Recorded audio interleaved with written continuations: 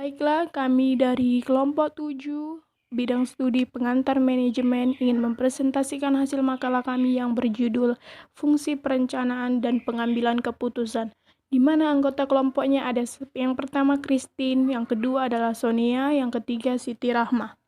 Yang pertama kami akan membahas tentang fungsi perencanaan dan pengambilan keputusan. Pengertian perencanaan atau planning menurut Robbins dan Coulter tahun 2002 mendefinisikan planning is a process that involves defining the organization goals. Perencanaan sebagai sebuah proses yang dimulai dari penetapan tujuan organisasi, menentukan strategi untuk pencapaian tujuan organisasi tersebut. Yang pertama ada fungsi perencanaan.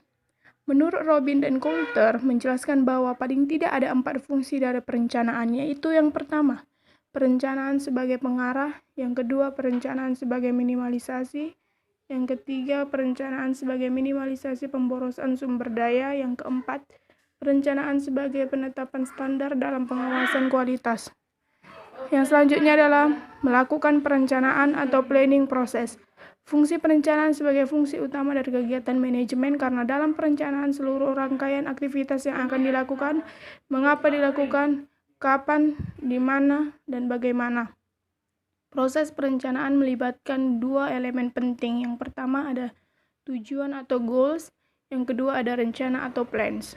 Yang selanjutnya yang B, elemen perencanaan atau sasaran dan rencana. Yang pertama ada sasaran adalah hal yang ingin dicapai oleh individu, grup, atau seluruh organisasi. Yang kelima ada perencanaan meliputi tindakan memilih dan menghubungkan fakta-fakta dan membuat serta menggunakan asumsi-asumsi mengenai masa yang akan datang. Yang C ada tahapan perencanaan. Meliputi ada 6, yang pertama menyadari posisi organisasi, yang kedua menentukan tujuan dan sasaran, yang ketiga ada mempertimbangkan premis. Premis di sini adalah asumsi-asumsi yang memberikan suatu landasan berdasarkan kejadian-kejadian yang diperkirakan mempengaruhi perencanaan yang akan terjadi. Yang keempat ada melakukan identifikasi dan komparasi tindakan-tindakan alternatif. Yang kelima ada melakukan pengambilan keputusan. Yang keenam ada merumuskan rencana-rencana dan anggaran. Yang D ada pengambilan keputusan atau decision making. Yang pertama, pengertian pengambilan keputusan. Keputusan merupakan hasil pemecahan dalam sesuatu masalah yang harus dihadapi dengan tegas. Dalam Kamus Besar Ilmu Pengetahuan, pengambilan keputusan didefinisikan sebagai pemilihan keputusan atau kebijakan yang didasarkan atas kriteria tertentu. Menurut G.R. Terry mengemukakan bahwa pengambilan keputusan adalah sebagai pemilihan yang didasarkan kriteria tertentu atas 2 atau lebih alternatif yang mungkin. Sedangkan Claude S. George mengatakan proses pengambilan keputusan itu dikerjakan oleh kebanyakan manajer berupa suatu kesadaran, kegiatan pemikiran yang termasuk pertimbangan, penilaian, dan pemilihan di antara sejumlah alternatif. Yang kedua ada dasar-dasar pengambilan keputusan. George yang diambil berdasarkan dari pengambilan keputusan yang berlaku antara lain yang pertama ada intuisi,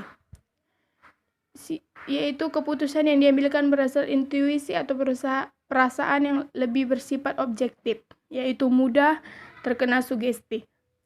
Yang B ada pengalaman.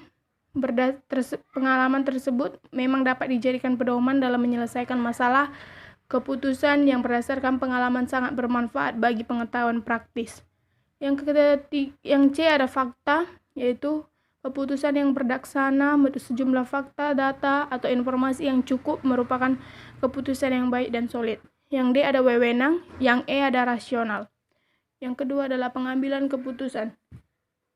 Faktor lingkungan dan pengambilan keputusan. Lingkungan adalah salah satu faktor yang akan mempengaruhi seseorang ataupun sebuah organisasi dalam pengambilan keputusan. Yang selanjutnya ada yang pertama, pengambilan keputusan di saat keadaan pasti.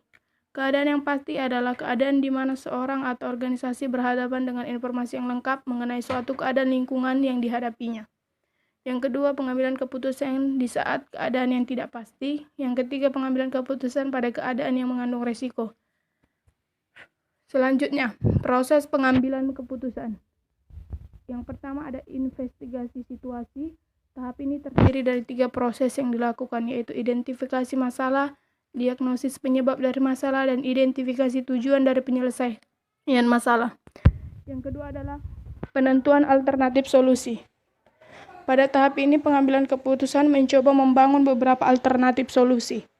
Yang ketiga ada penilaian alternatif. Pada tahap ini pengambil keputusan mengambil evaluasi dan penilaian terhadap berbagai alternatif yang muncul. Selanjutnya ada faktor-faktor yang mempengaruhi pengambilan keputusan. Menurut Terry, faktor-faktor yang mempengaruhi dalam pengambilan keputusan yaitu yang pertama, jarang sekali yang memuaskan, oleh karena itu alternatif-alternatif tandingan. Yang kedua, pengambilan keputusan merupakan tindakan mental. Yang ketiga, pengambilan keputusan yang efektif membutuhkan waktu yang cukup lama. Yang keempat, diperlukan pengambilan keputusan yang praktis. Yang kelima, setiap keputusan hendaknya dilembagakan agar diketahui keputusan itu benar. Yang keenam adalah setiap keputusan merupakan tindakan permulaan dari rangkaian kegiatan mata rantai berikutnya. Inilah hasil presentasi kami. Saya ucapkan terima kasih sebagai perwakilan kelompok.